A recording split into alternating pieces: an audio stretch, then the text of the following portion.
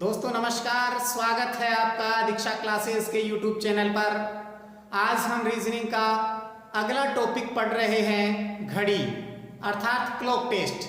तो दोस्तों इसके बेसिक थ्योरी हमने देखी थी, एक टाइप के सवाल हम कर चुके थे।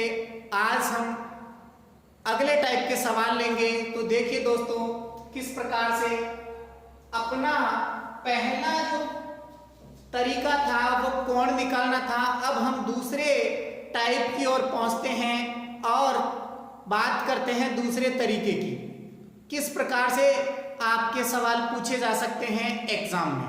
तो दोस्तों रहेगा आपका दर्पण प्रतिबिंब।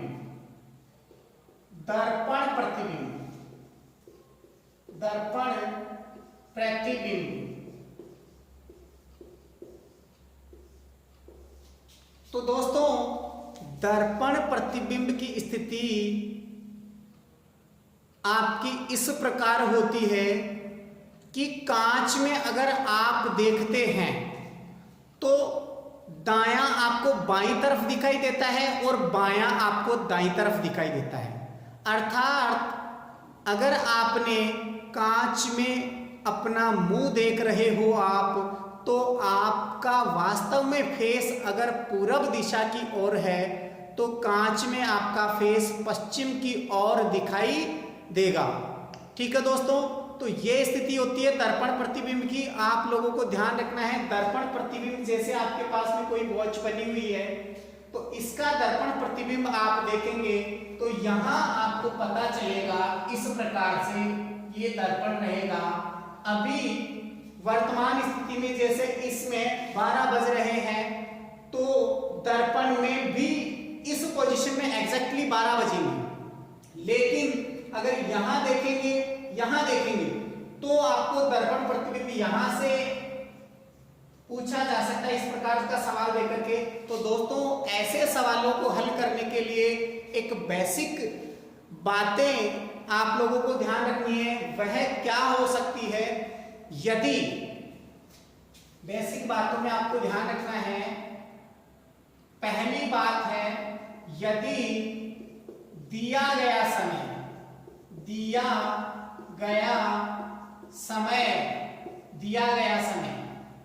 यदि दिया गया समय 11 बजे से कम हो तो, यदि दिया गया समय 11 बजे से कम हो तो 11:60 में से वास्तविक समय को या दिए गए समय को घटाना होगा, तब जाकर के आप आंसर तक पहुंच पाओगे। में से घटाना है, ये पहली स्थिति रहेगी।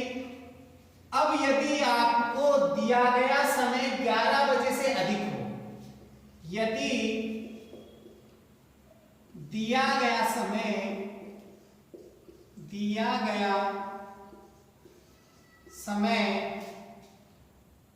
11 बजे से अधिक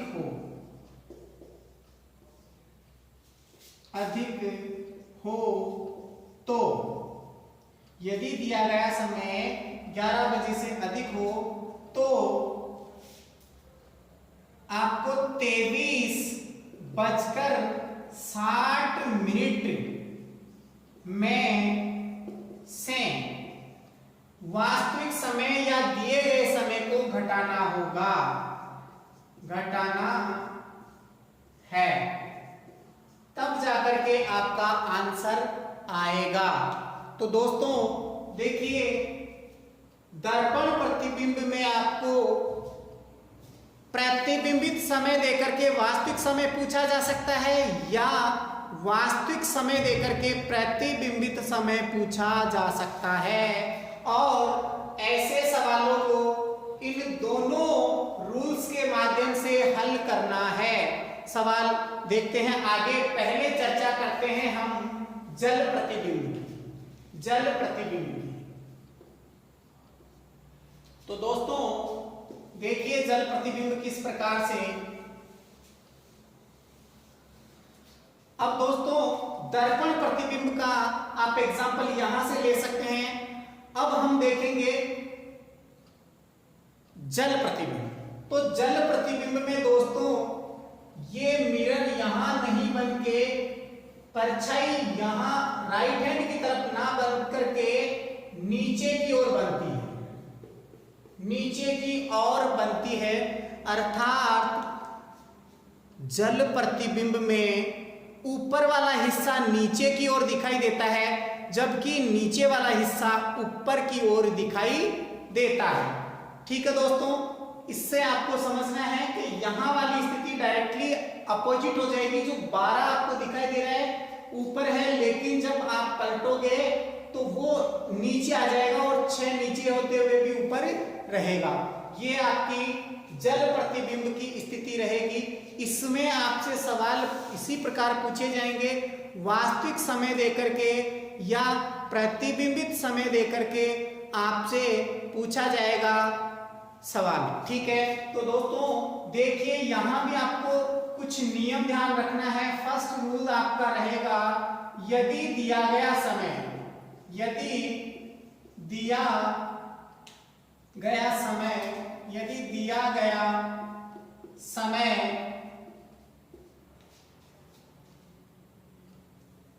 1 से 6 बजे तक, 1 से 6 बजे तक का हो तो 6:30 में से घटाना होगा। ठीक है दोस्तों, और दूसरा नियम आपका रहेगा, यदि दिया गया समय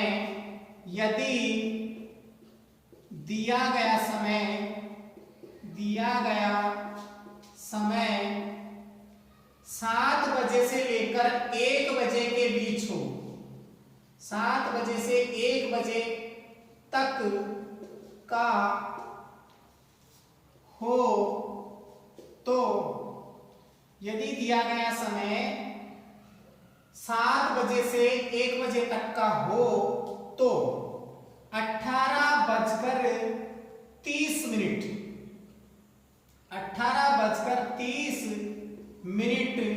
में से घटाने पर उत्तर आएगा। तो दोस्तों ये स्थिति आप लोगों को ध्यान रखनी है। जल प्रतिबिंब और दर्पण प्रतिबिंब दोनों ही डिफरेंट है।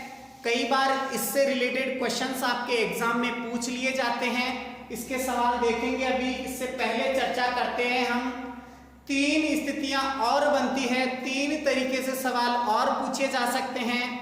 देखिए दोस्तों तीनों के बारे में हम चर्चा करते हैं। पहले आप इसका स्क्रीनशॉट ले लीजिए।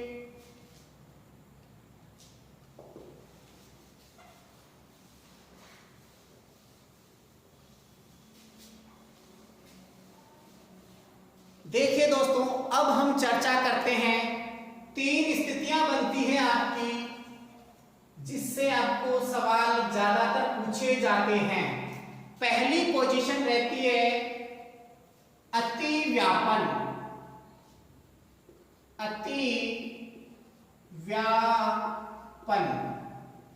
अब दोस्तों यहां आपको समझ नहीं आ रहा होगा अति व्यापन क्या होता है।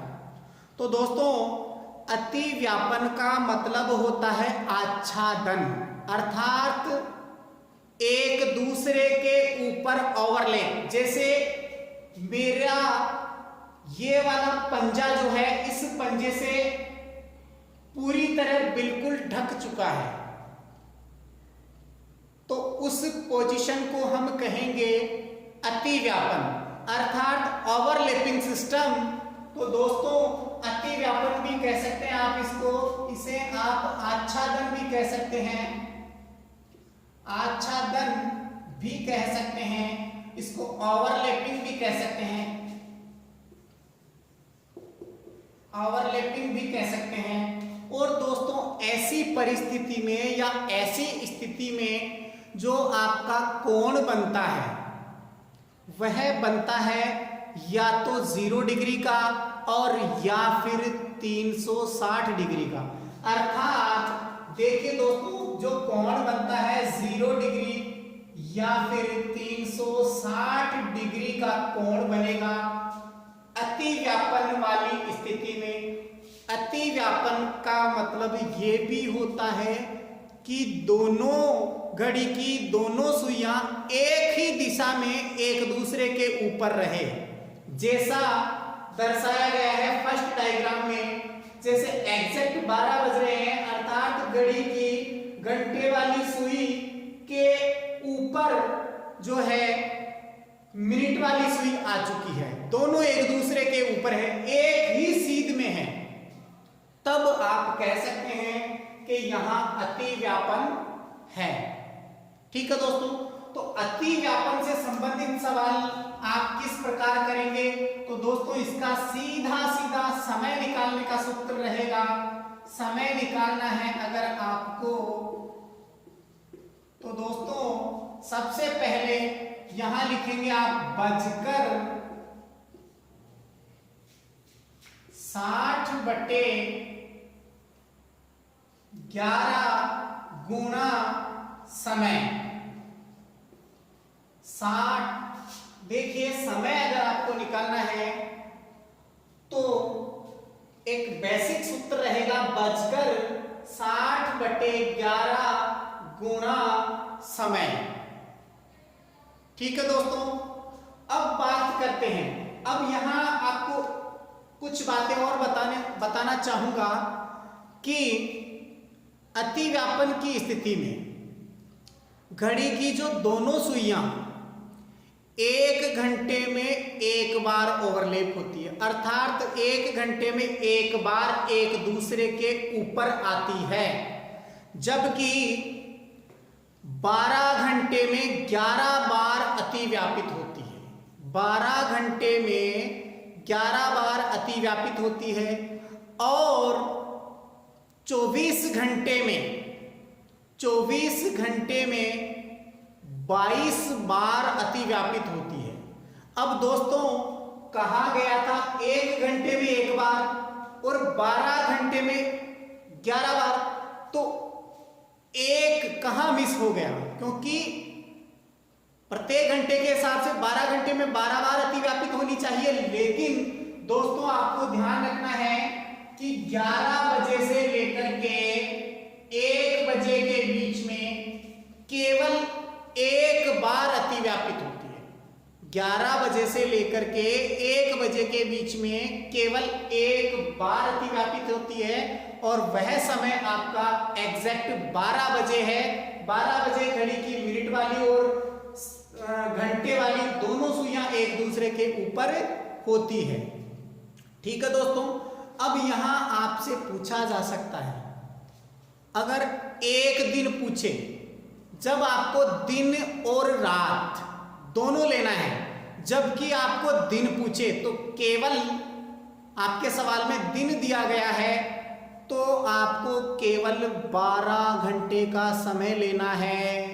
ठीक है दोस्तों, तो ये स्थिति आपकी अति व्यापन की रहेगी, अर्थात अति व्यापन की स्थिति में समझ लीजिए, इसे आप आच्छादन कह सकते हैं, आच्छादित कह सकते हैं, ओवरलैपिंग सिस्टम कह सकते हैं।